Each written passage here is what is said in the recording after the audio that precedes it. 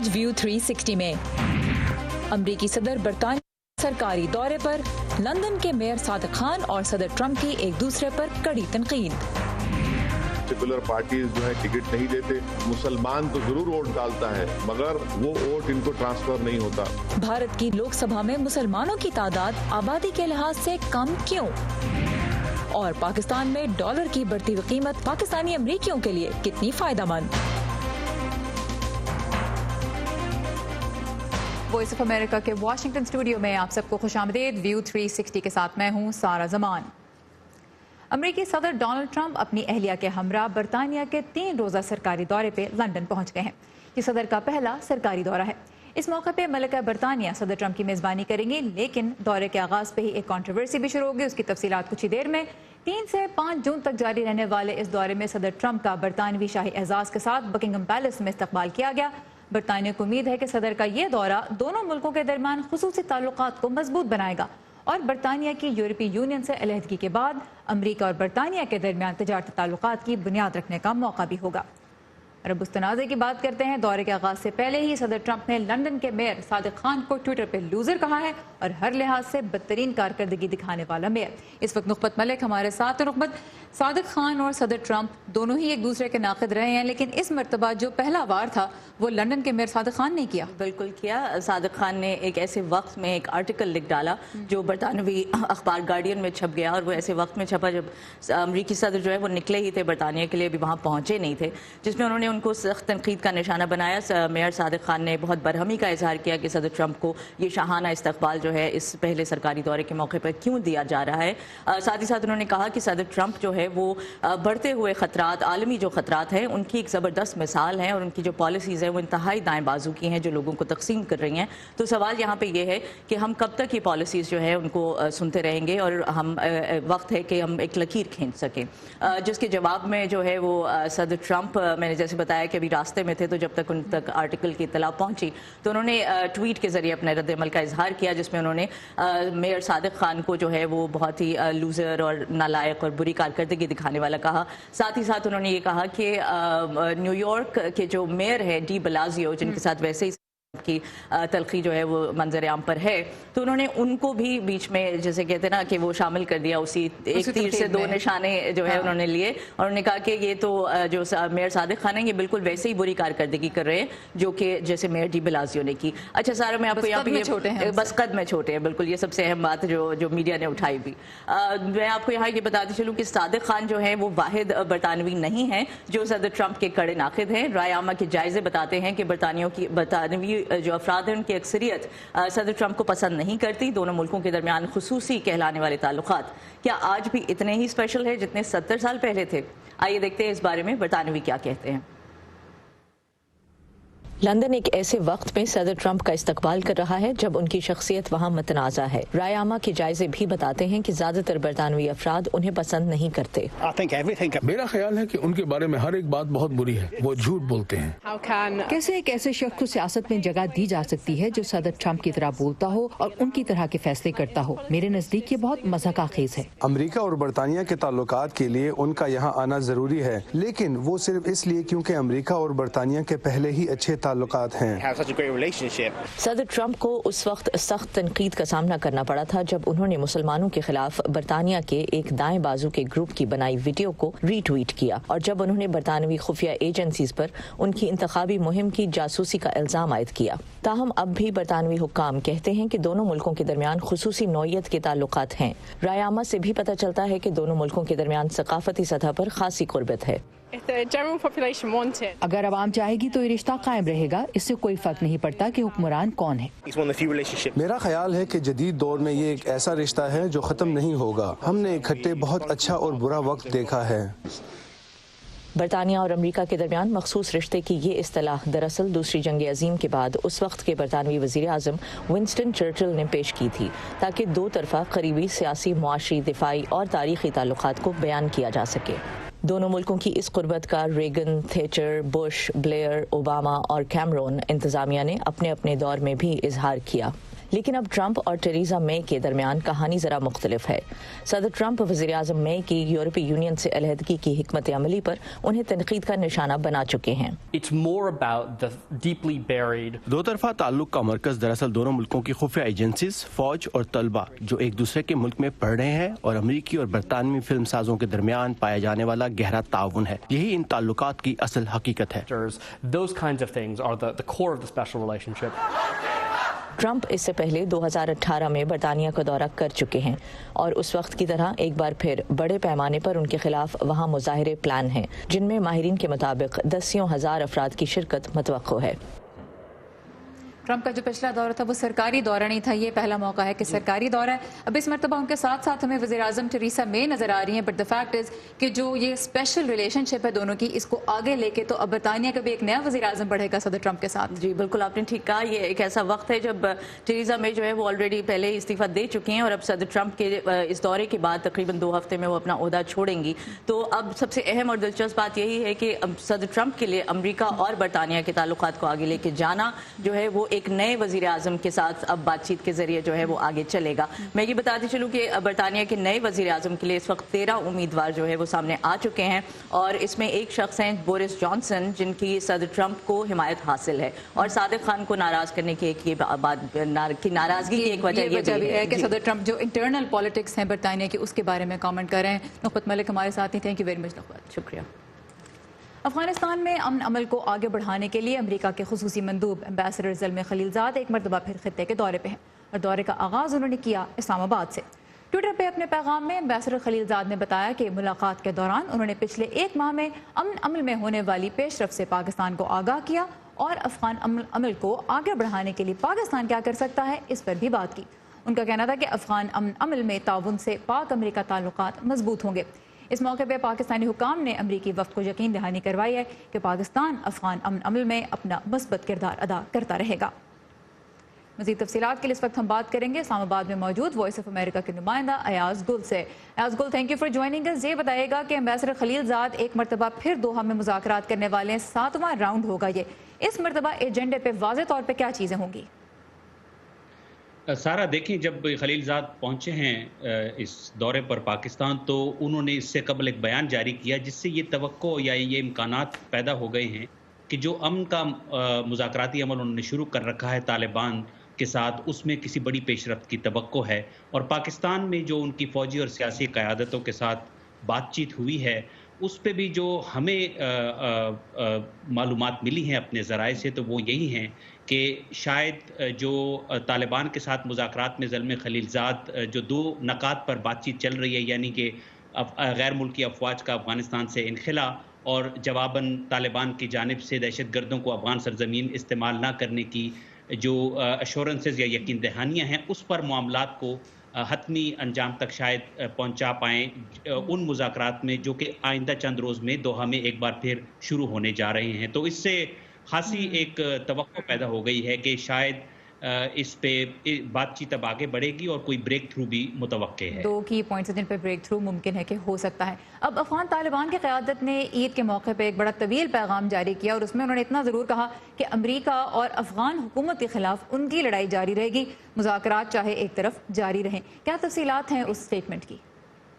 वो बयान बड़े अहमियत का हामिल इस लिहाज से है कि एक तो तालिबान ने खुल के ये वाज़े कर दिया है कि अगर अफ़गानिस्तान के मुस्तकबिल की जो सियासी हुकूमत है या वहाँ पे जो सियासी निज़ाम है उस हवाले से कोई बातचीत करनी है या जंगबंदी के हवाले से मामलात को आगे बढ़ाना है, तो अमरीका को इन 2 नकात पे यानी अफवाज का इनखिला और दहशतगर्दी के हवाले से जो अश्योरेंसेस हैं उस पे मामलात को हतमी अंजाम तक पहुँचाना होगा। तो ऐसा लग रहा है कि तालिबान इस मुज़ाकराती अमल को किसी सूरत तोड़ने के हक में नहीं है और इसको वो आगे ले जाना चाहते हैं। और ये जो उम्मीद पैदा हुई है एक मुस्बत इस हवाले से, वो जाहिर है कि जो मॉस्को में पिछले दिनों अफगान अपोजिशन धड़ों के नुमाइंदों और तालिबान के दरमियान जो बातचीत हुई है उससे एक पैगाम ये ज़रूर गया है कि तालिबान हर मुमकिन ये कोशिश कर रहे हैं कि ये मुज़ाकरात किसी ऐसे नतीजे पर पहुँचें कि अफगानिस्तान में एक अबूरी हुकूमत कायम हो सके जिसमें यकीनन तालिबान एक बड़ा रोल अदा कर सकते हैं। और इस स्टेटमेंट में हमने देखा कि उन्होंने अफगान हुकूमत को बड़ी सख्त तनकीद का निशाना बनाया और ख़ास तौर पर इस हवाले से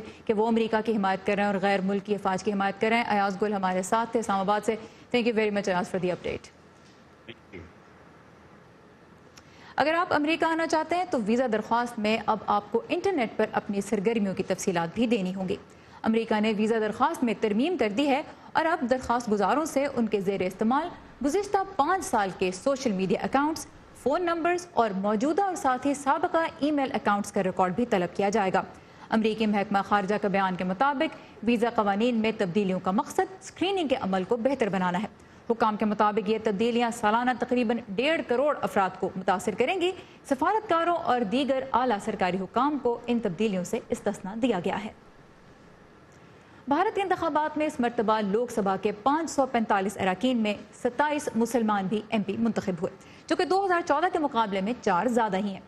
لیکن بھارت میں مسلمان آبادی کا کل تقریباً 14% ہے، تو اس حساب سے اگر دیکھا جائے تو پھر لوک سبھا میں ان کی تعداد تقریباً 75-76 ایم پیز کے قریب ہونی چاہیے.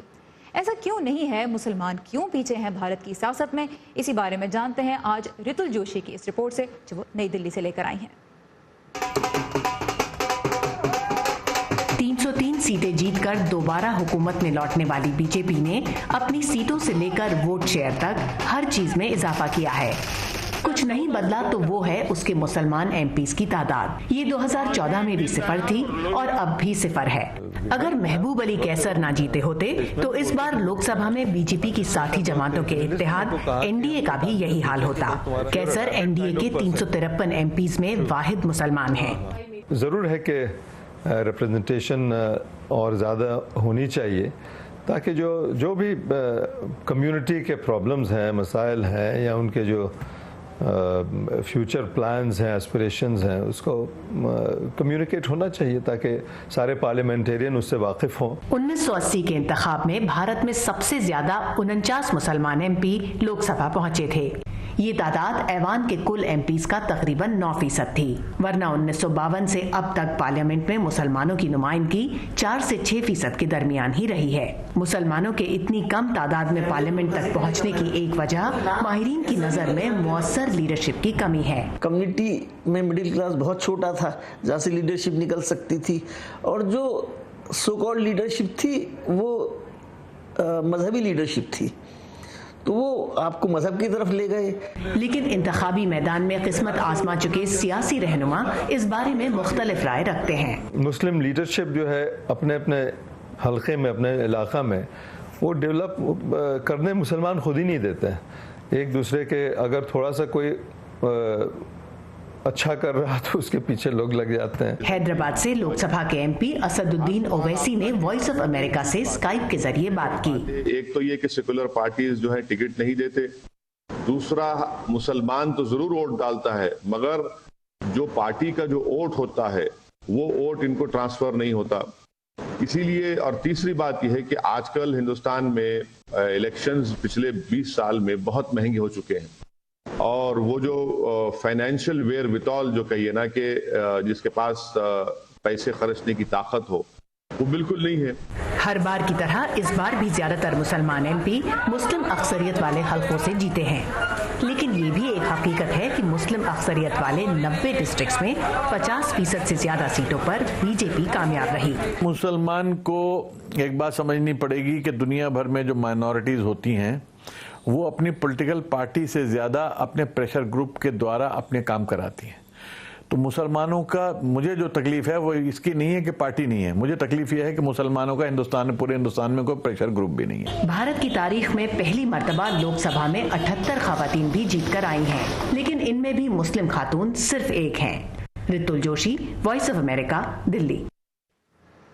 پاکستان کے بارے میں اہم خبروں کے لیے آپ جب چاہیں لاگ آن کر سکتے ہیں ہماری ویب سائٹ urduvoa.com پر، جہاں آپ کو تازہ خبروں کے علاوہ بہت سے دلچسپ مضامین بھی ملیں گے، تفصیلاتی رپورٹس بھی، اور اس کے ساتھ ساتھ ہمارے ریڈیو پروگرامز بھی آپ ہماری ویب سائٹ پہ براہ راست سن سکتے ہیں. facebook.com/VOA اردو کا پیج بھی آپ کے لیے ہر وقت حاضر ہوتا ہے، جہاں آپ ہماری تمام تر کانٹینٹ بآسانی. پاکستان میں ڈالر کے مقابلے میں روپے کی قدر گھٹنے سے تو سبھی پریشان ہیں، لیکن امریکہ میں بسنے والے پاکستانی جو ہر سال لاکھوں ڈالرز پاکستان میں اپنے اہل خانہ کو گھریلو ضرورتوں کے لیے بھیجتے ہیں، کیا انہیں ڈالر کی قدر بڑھنے سے کوئی فائدہ ہو رہا ہے یا نہیں؟ یہ جاننے کے لیے آج دیکھتے ہیں اسد اللہ خالد کی یہ رپورٹ.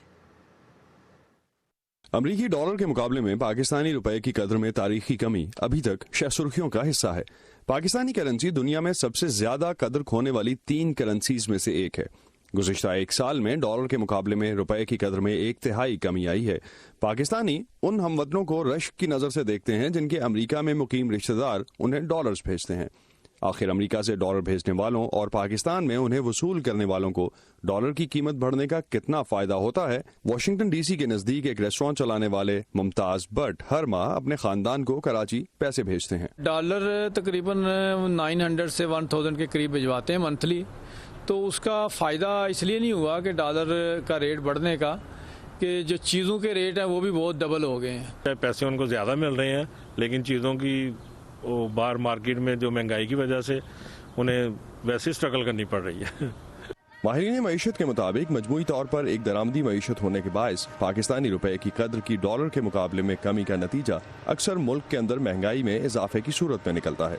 یہی وجہ ہے کہ پیٹرول کی قیمت سے لے کر ٹماٹر اور پیاز تک کی قیمتیں بڑھ جاتی ہیں۔ دوسری طرف پاکستان سے اپنے کاروبار کے لیے مال منگوانے والے بھی روپے کی قدر میں کمی سے متاثر ہوتے ہیں۔ ورجینیا کے شہر سپرنگ فیلڈ کا بروک فیلڈ شاپنگ پلازا اپنے پاکستانی بزنسز کے باعث منی پاکستان کہلانے لگا ہے۔ اعجاز مالک پاکستان سے کپڑے منگوا کر یہاں بیچتے ہیں۔ تو یہاں جو خریدار وہ ہمیں کمپلین کرتا ہے کہ ڈالر اتنا ہو گیا، آپ کے مال تو سستا ہونا چاہیے۔ دوسری جانب پاکستان میں جن خاندانوں کا انحصار بیرون ممالک سے آنے والے پیسوں پر ہے، ان کے خیال میں مہنگائی کی وجہ سے اب انہیں زیادہ رقم کی ضرورت پڑے گی۔ زیادہ ڈالر بھیجنے پڑیں گے کیونکہ جب آپ کا 1,00,000 روپے ایکسپینس ہے تو اب وہ آپ کا 1,20,30,000 روپے ایکسپینس ہو جائے گا، تو اس کو میٹ کرنے کے لیے آپ کو اتنے زیادہ ڈالر چاہیے ہوں گے۔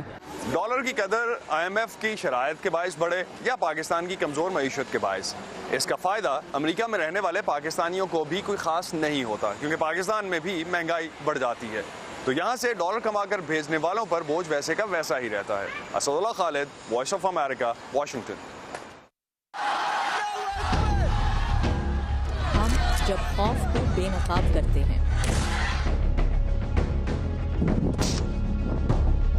ہم جب سوال اٹھاتے ہیں، ہم جب ان کی آواز بنتے ہیں جن کی کوئی نہیں سنتا، تو فرق پڑتا ہے۔ فرق پڑتا ہے آزاد صحافت سے۔ ہم ہیں وائس آف امریکہ، ہمارے لیے آزاد صحافت اہم ہے۔ رمضان مبارک کے دوران امریکہ میں مسلمان تنظیمیں اراکین کانگریس کے ساتھ رابطوں کو فروغ دینے کی کوشش کرتی ہیں تاکہ امریکہ میں رہنے والے مسلمانوں کے مسائل اجاگر کیے جا سکیں اور مسلمان ملکوں کے ساتھ امریکہ کے تعلقات مضبوط بنانے میں اپنا حصہ ڈالا جا سکے۔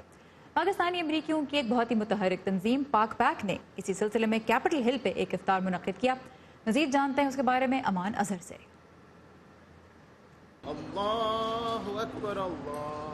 واشنگٹن ڈی سی میں مغرب کی اذان کا وقت ہو گیا ہے اور کیپٹل ہل کے نزدیک ہی افطار میں شریک امریکی اراکین کانگریس اپنے مسلمان میزبانوں کے ساتھ روزہ افطار کر رہے ہیں۔ کچھ روزے دار ایک جانب نماز ادا کرتے نظر آتے ہیں۔ اس افطار میں شرکت میرے لیے باعث مسرت ہے اور مجھے یہاں آنے کی دعوت دینے پر آپ سب کا بہت شکریہ۔ امریکی مسلمانوں اور قانون سازوں کے لیے اس مشترکہ افطار کا اہتمام Pakistani American political action committee یا پاک پیک نامی تنظیم کی جانب سے کیا گیا ہے۔ یہ تنظیم پالیسی معاملات پر پاکستانی امریکنز کی آگہی بڑھانے اور ان کے سیاسی مفادات کے لیے کام کرتی ہے۔ وائٹ ہاؤس میں مشترکہ افطار کی روایت سال 1805 میں تھامس جیفرسن کے دور سے چلی آ رہی ہے۔ صدر ٹرمپ نے سال 2013 میں افطار نہ کروا کے اس روایت کو توڑ دیا تھا۔ ٹرمپ جب آئے تھے ایڈمنسٹریشن میں، انہوں نے وائٹ ہاؤس کی افطار بند کر دی تھی 3 سال پہلے، تو ہم لوگوں نے سوچا وی شوڈ ہیو افطار آن کیپٹل ہل۔ تو 3 سال پہلے ہم نے یہ سوچا، تب سے ہم نے یہ ایونٹ شروع کر دیا ہے۔ اگرچہ صدر ٹرمپ نے وائٹ ہاؤس میں مسلم اکثریتی ممالک کے سفارتکاروں کے لیے گزشتہ سال اور اس سال بھی افطار ڈنر کا اہتمام کیا، لیکن اس میں امریکی مسلم کمیونٹی کے نمائندوں کو مدعو نہیں کیا گیا تھا۔ پاک پیک کی جانب سے منعقد کیے گئے افطار ڈنر میں جہاں اراکین کانگریس اور قانون سازوں نے بین المذاہب ہم آہنگی کی افادیت پر گفتگو کی، وہیں امریکی معاشرے میں اسلاموفوبیا کی لہر سے نبرد آزما ہونے کی ضرورت پر بھی زور دیا۔ ہم نہیں چاہتے کہ کوئی بھی خوف کی فضا میں رہے، لیکن بدقسمتی سے امریکہ میں آج یہ صورتحال پائی جاتی ہے۔ آنے والے صدارتی انتخاب کو مد نظر رکھتے ہوئے میں امید کرتا ہوں کہ تمام لوگ ڈونلڈ ٹرمپ سمیت تمام صدارتی امیدواروں سے پوچھیں گے کہ آپ خوف، عدم برداشت اور امتیازی سلوک کو ختم کرنے اور لوگوں کو متحد کرنے کے لیے کیا کرنے کا ارادہ رکھتے ہیں۔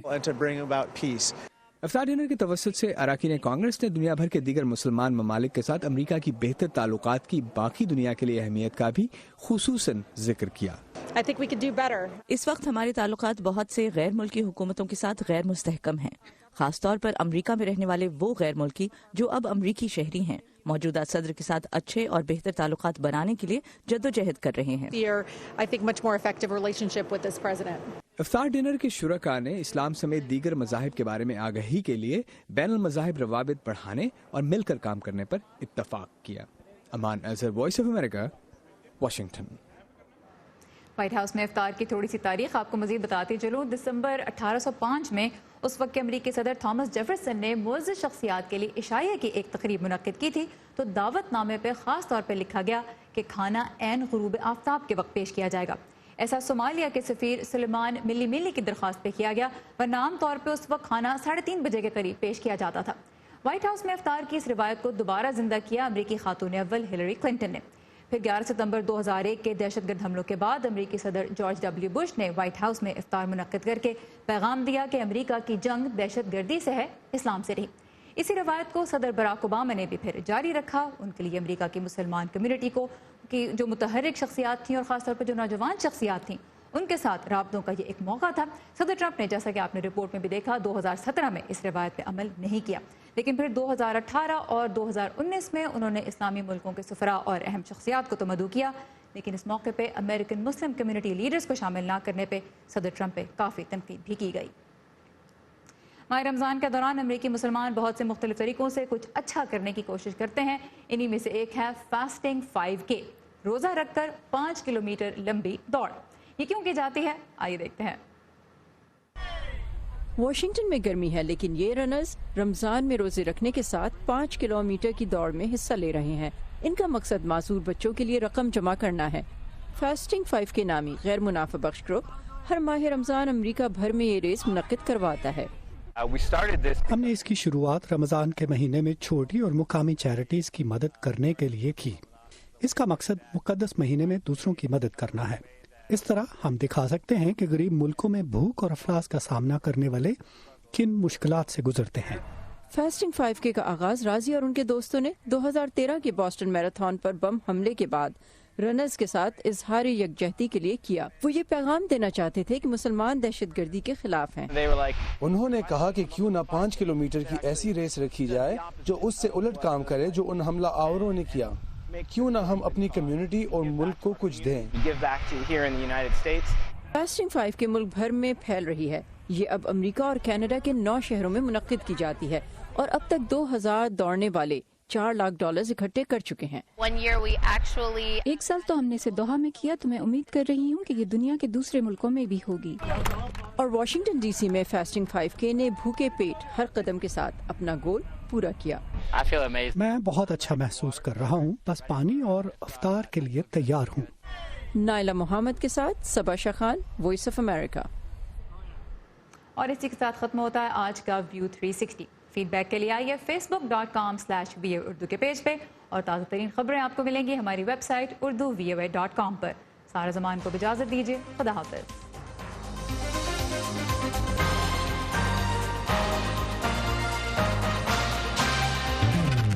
تازہ ترین خبریں، اہم واقعات، آڈیو ویڈیو رپورٹس اور تجزیے دیکھنے، سننے اور پڑھنے کے لیے